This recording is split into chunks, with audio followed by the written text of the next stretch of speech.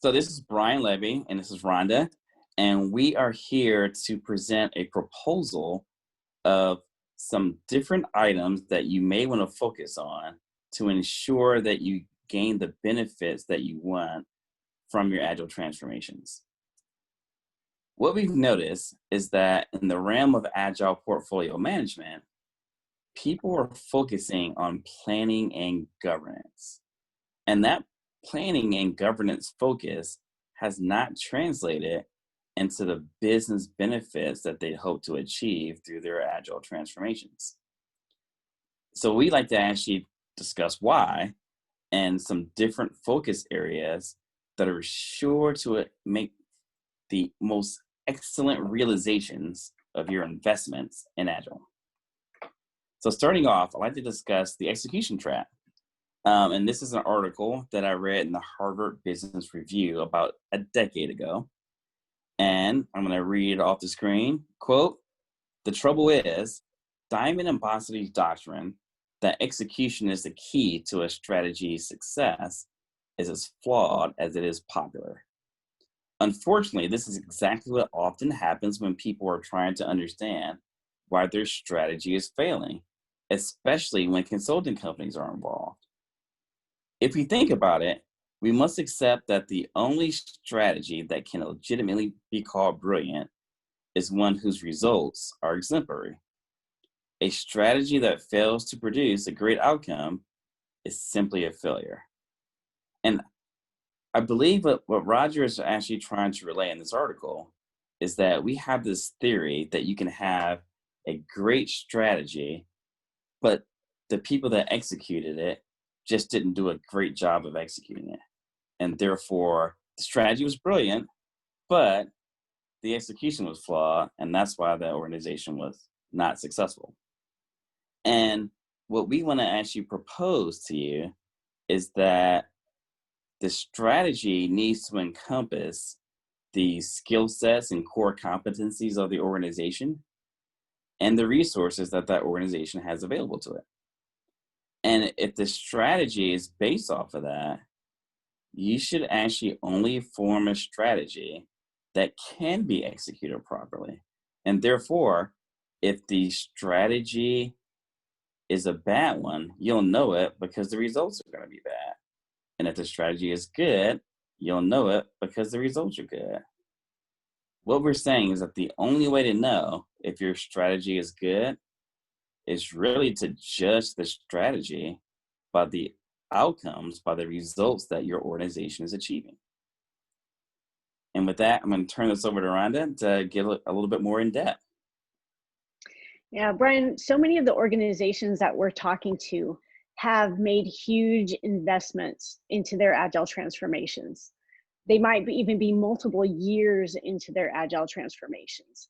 So people are working hard. People are trying to make success.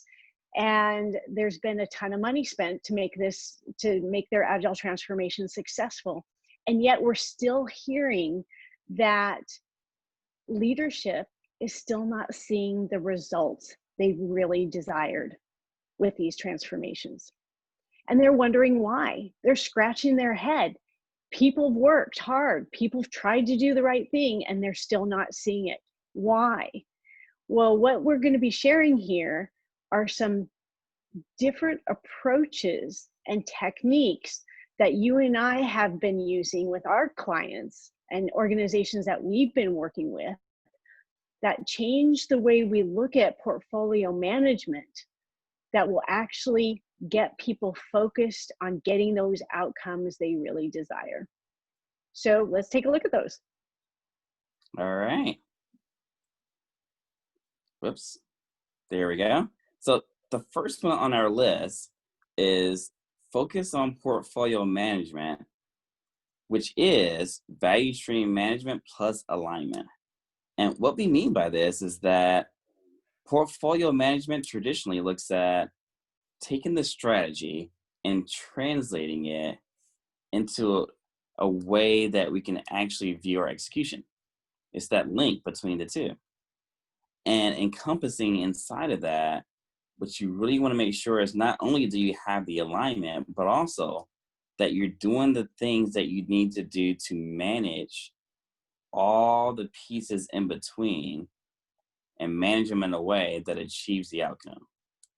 And so you have to make sure that you're looking at the whole line from strategy all the way down to execution and the outcomes all the way down the line. Second item here, and the second item is a big one. The focus should be effectiveness rather than efficiency. And to talk more about this, I'm going to hand this over to Rhonda. Right. So, as I was saying just a couple minutes ago, is with these agile transformations that companies and organizations have been doing, there's been a real focus on getting the teams able to execute as best as possible, making sure they're fully equipped, they're fully formed teams, they know the practices that they should be doing, that they're breaking down the work. There has been all this focus on agile. But all those things I just mentioned are to make the teams efficient. What's been missing in the organizations that we've been working with is there's just not been the focus on becoming effective. So you can have the teams working as hard as possible, but if they're building the wrong thing, you're still not going to be effective. So we've had those organizations stop, take a pause, and say, let's look at your strategy. Let's look at the outcomes you need and figure out what needs to be built and why, and what are those outcomes? What's the approach to that? And figure out what to build first, and then go how to get, then we build it efficiently. But to be effective, you have to build the right thing first. Huge change there, huge change. And I guess what ties into this is if you're focusing on doing the right things, you're eliminating here are the things that we don't need to do, we don't need to build. The only way to figure that out is to focus on number 3, on outcomes. And so what we propose to our clients is let's have an outcome-based breakdown structure. Don't just look at the outputs, your classic work breakdown structure. You need to actually focus everyone in your organization on the results that they need to produce and what those results are showing you. And then if you see that your outcomes are not being achieved, you know right away to change your activities. Don't build all those outputs because they're not leading to the outcomes that you desire.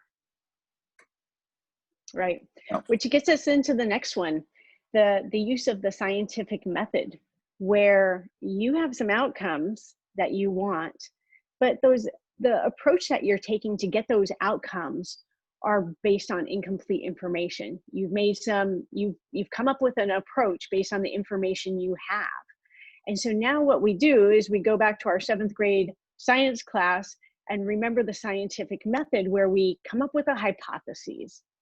We go and perform an experiment, get some results back, that feedback loop that tells us, are we on track for getting the outcomes and moving the needle in the way we anticipated? And we use that feedback loop to tell us if we should continue going the way we are or if we need to pivot. And so we are actually looking at outcomes and outputs together and making decisions and making and pivoting when needed. Now, one thing we've noticed with our clients is that traditionally there has not been a role that was focused on that work. And so you're not actually challenging your strategy and you don't know when to pivot. And what we're suggesting is that in Scrum at Scale, that work is primarily the responsibility of your chief product owner. The chief product owner should make sure that everyone is focused on effectiveness. And so this is a huge change. And again, most chief product owners don't have that skill set. So they need to build this skill set up so they can be effective at challenging the approach. Now, Absolutely. So we need a role who is really responsible for performing the scientific method and making sure that the strategy is actually producing the results that are desired. And if not, then making the change. now, once that's done, then you can actually address number 6 and looking at the word type structures. And we have another word for word type structures. We call them value containers. So these are the pieces of work, the outputs that you want to produce, making sure that those outputs actually do translate into the outcomes, but we want to actually break them down. So we develop them up top based on the strategy and break them down to all levels so that the individuals at the team level, all the way down, can see exactly what they need to do in order to contribute to the outcomes. Right. And then finally, the last important thing is time boxes. And we all are familiar with time boxes when it comes to the team level. The teams are maybe doing Scrum and they're executing on their sprints, and those sprints are time boxed so that we know that the work that the team has planned, they execute at the end, they get the feedback loop. We need those same type of time boxes at all levels of the structure.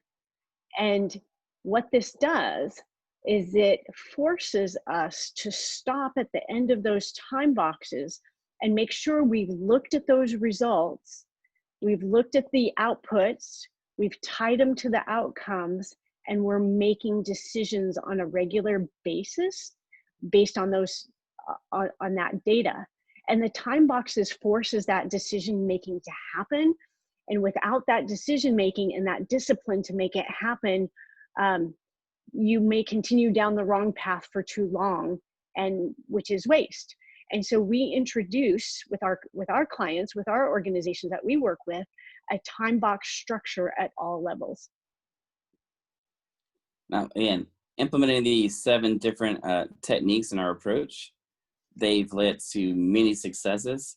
And part of those successes involve not only ensuring that you successfully execute the strategy, but also that you realize the benefits from the investment you've made and your transformations.